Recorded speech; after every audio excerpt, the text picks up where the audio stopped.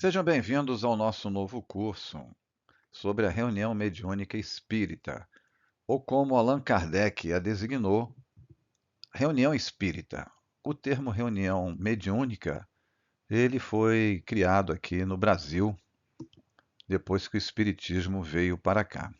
Nessa nossa primeira aula, nós faremos uma apresentação geral sobre o que vem a ser reunião mediúnica. E o nosso curso tem por objetivo falarmos sobre esse assunto em torno de 12 aulas aproximadamente, talvez podendo estender até um pouco mais, umas 2 ou 3 aulas a mais, para conforme a necessidade. Começamos aqui com o comentário sobre o intercâmbio com os espíritos ao longo da história. Então vejamos só, intercâmbio com os espíritos.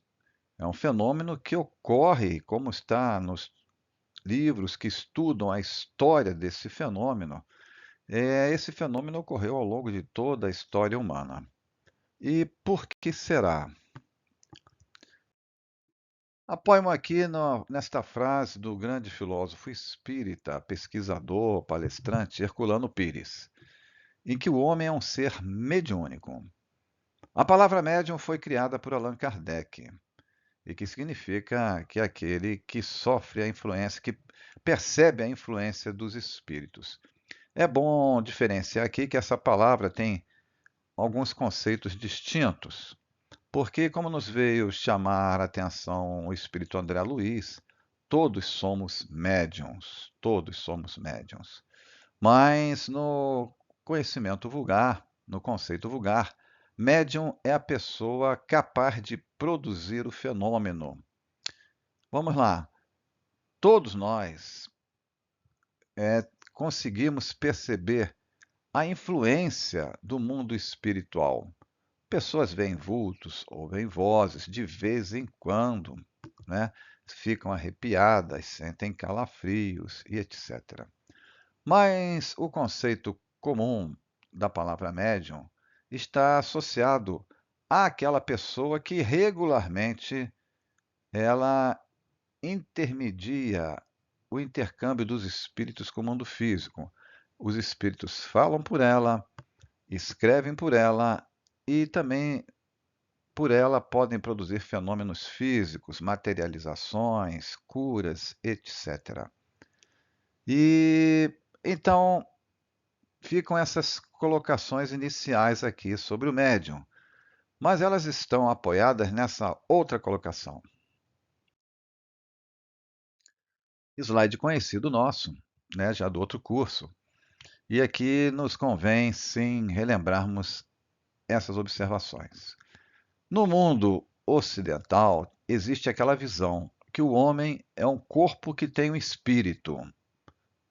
Já no mundo oriental, é o oposto.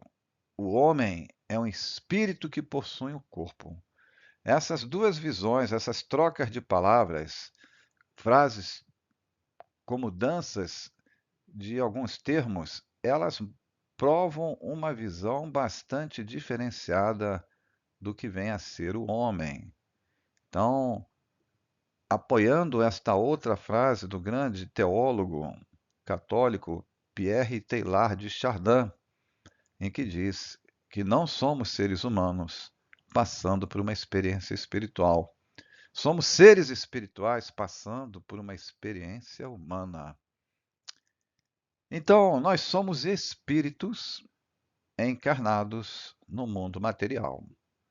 Então, todos, sem exceção, participamos de duas dimensões da vida, a física e a espiritual, como costumeiramente a chamamos. É uma outra dimensão.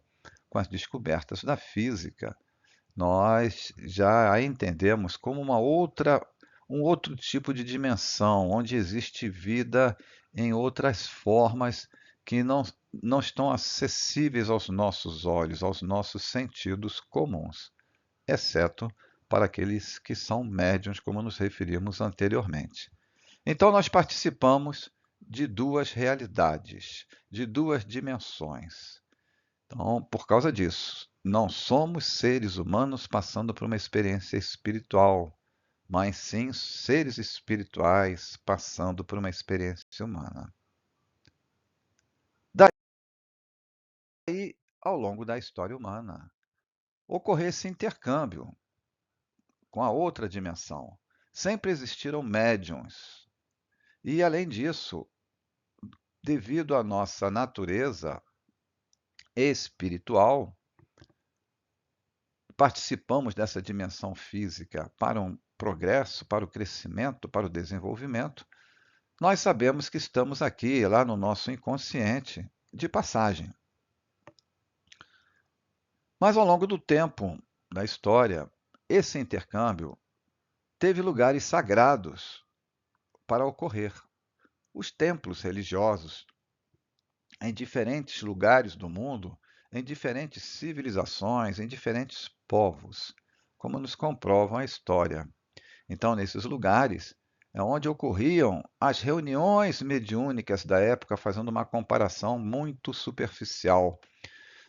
Esses poucos lugares citados aqui, o templo de Esculápio, que era o deus da medicina entre os gregos, o templo de Vulcano, o templo de Delfos, no próprio Egito, ocorriam reuniões momentos em que se davam os fenômenos mediúnicos. Né? No Egito, inclusive, os sacerdotes era apenas iniciático, não eram cerimônias públicas, não eram encontros públicos, era só para um grupo de escolhidos e que eram preparados para isso.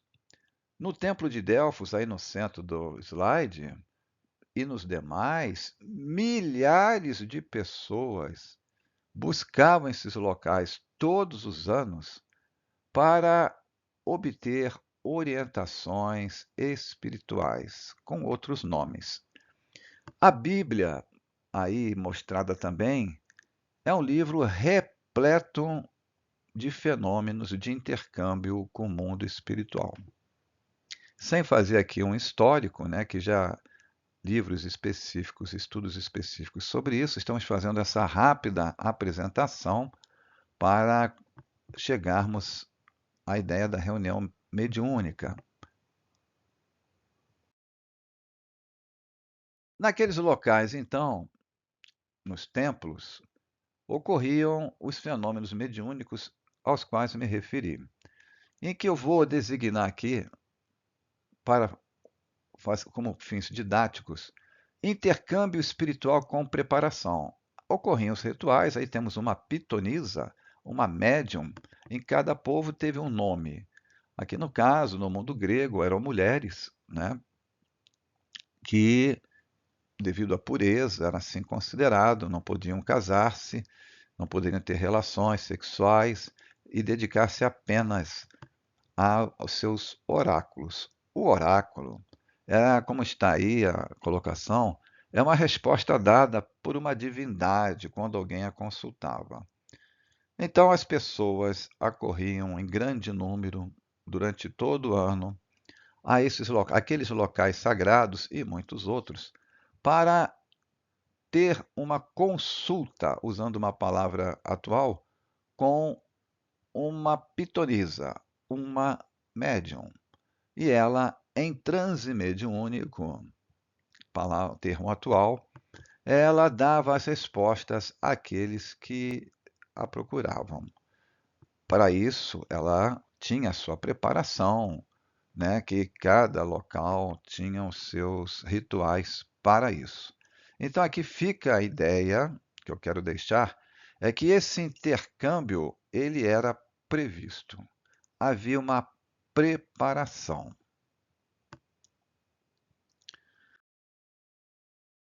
Mas como somos seres espirituais vivendo uma experiência física, o intercâmbio espiritual ao longo da história humana ocorreu e ocorre muito hoje de uma forma sem preparação, espontânea, imprevista.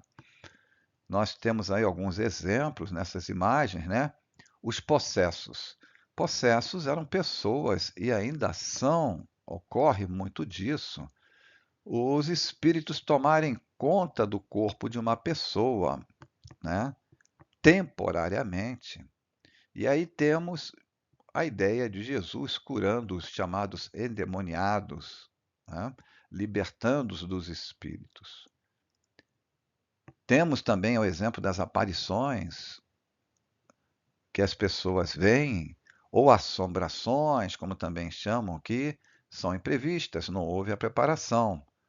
Escrita direta, que é uma forma de comunicação, quando de repente alguém começa a escrever algo. Você não vê ninguém escrever. Uma frase, um texto começa a surgir em algum lugar. É um fenômeno raro, mas ocorre. E igualmente raro é a voz direta. A voz direta, uma garganta, né? Se materializa do espírito que quer se comunicar e ele fala de forma que nos dois fenômenos, a escrita e a voz, você não precisa ser médium, tá? Para ouvir. Todas as pessoas podem ouvir. E ainda assim, nos poucos exemplos aqui, as pancadas, ruídos, poltergeist, que são fenômenos físicos de barulhos, objetos que se movimentam, né, que também estão associados à influência, ao intercâmbio com os espíritos. Então, vimos até agora aqui que o homem, um ser espiritual encarnado, ele sempre teve o intercâmbio com o mundo dos espíritos, seja de forma preparada ou de forma imprevista. Porém, no século XIX, cumprindo uma programação planejada, anunciada por Jesus, que enviaria um consolador à humanidade, ocorreu o que ficou conhecido como uma invasão organizada dos espíritos, iniciado primeiramente nos Estados Unidos com as irmãs Fox, né? Convido a todos a estudarem esse assunto. Aqui é só uma apresentação geral. As irmãs Fox, elas começaram a ouvir pancadas na sua residência e, com o tempo, elas começaram a fazer perguntas a essas pancadas e estabeleceram um código de comunicação com essas pancadas, porque não eram apenas pancadas, era uma comunicação inteligente. Daí esse fenômeno se expandiu também para a Europa de maneira diferente, com as chamadas mesas girantes. Nós temos aí a imagem à esquerda. As mesas se levantavam e respondiam às perguntas das pessoas que estavam presentes. Então, isso foi amplamente divulgado na imprensa da época. Temos aí à direita uma pequena foto, né, que fala sobre isso. E isso se constituiu o prenúncio da doutrina espírita, do espiritismo, porque foram esses fenômenos na Europa, né, das mesas girantes, que chamaram a atenção de Kardec para estudá-los. Não é nosso objetivo comentar essa história aqui. Depois de todo aquele trabalho feito por Kardec e que o chamou a atenção para aqueles fenômenos das mesas girantes, ele começou a frequentar reuniões mediúnicas, como ele chamava, reunião espírita, nas residências de várias pessoas, de algumas pessoas posteriormente. Ele centralizou a pesquisa dele em alguns poucos lugares, mas eram residências, locais de encontro. Posteriormente, então, ele vai conseguir um espaço e vai criar a Sociedade Parisiense de Estudos Espíritas, como está escrito aí, no dia 1º de abril de 1858, metade do século XIX. Então, chama atenção aqui para isso, a exemplo do que nós vimos nos templos ao longo da história humana, que estão presentes em todas as religiões até hoje, O catolicismo tem suas igrejas, o protestantismo também tem seus templos, e por aí vai. O espiritismo não fugiu à regra. Terá o seu local centralizado para seus cultos. No caso nosso, são estudos, palestras e reuniões mediúnicas, dentre outras atividades. Chamado de Centro Espírita, Casa Espírita, Sociedade Espírita e outras poucas denominações diferentes.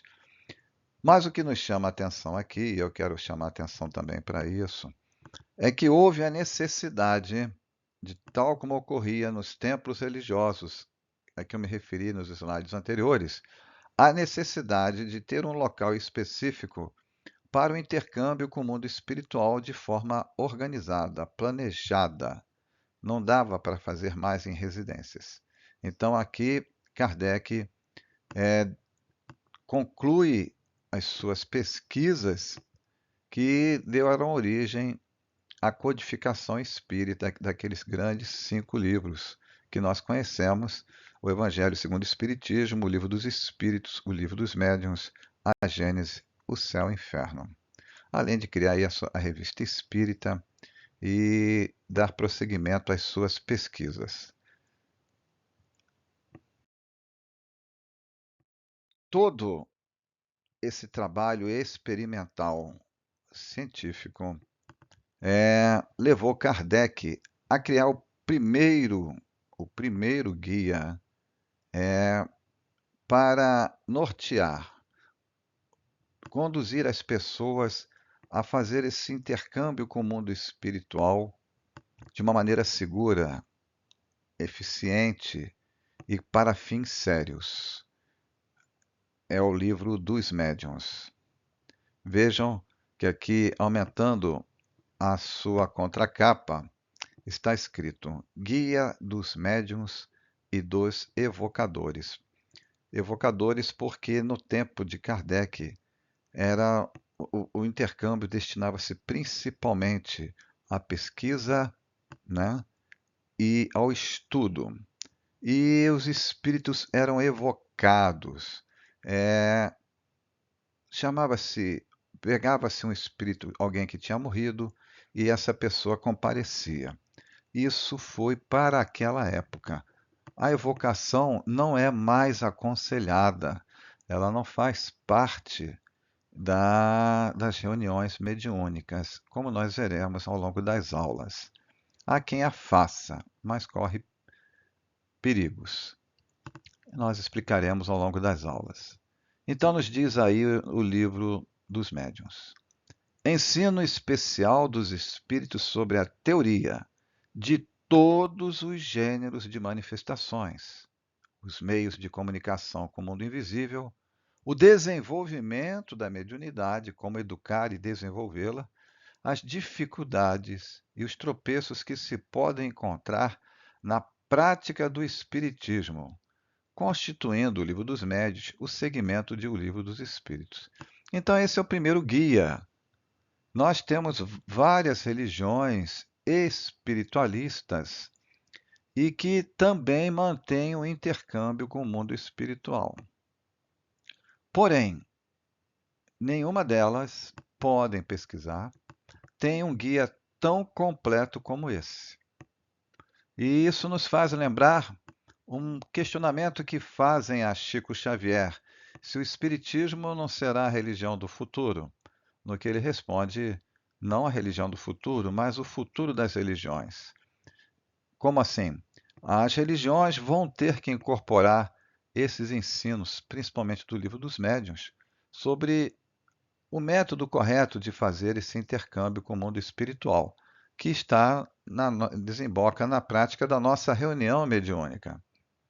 Nós já vemos aí iniciativas em algumas religiões que o mundo espiritual tem psicografado obras que colocam esses ensinos, alguns ensinos do Livro dos Médiuns em suas doutrinas.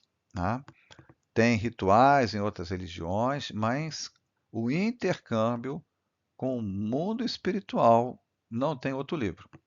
Podem pesquisar, estudar, questionar e vão comprovar o que eu estou dizendo.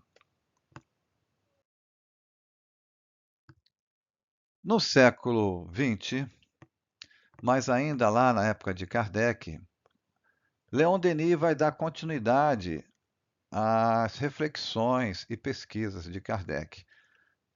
Poucos acréscimos, mas um grande acréscimo ao trabalho de Kardec vem no século XX, por intermédio de médiuns como Chico Xavier, Divaldo Franco, Raul Teixeira e outros aqui em terras brasileiras. Tá? Então, esse intercâmbio com o mundo espiritual e também as informações mais detalhadas sobre essa outra dimensão virão por intermédio dessas obras chamadas complementares, porque as obras de Kardec são consideradas obras básicas para o Espiritismo, jamais ultrapassadas, desatualizadas. As obras de Kardec são as básicas, são a base de um grande edifício. O que está vindo aí depois são os outros andares.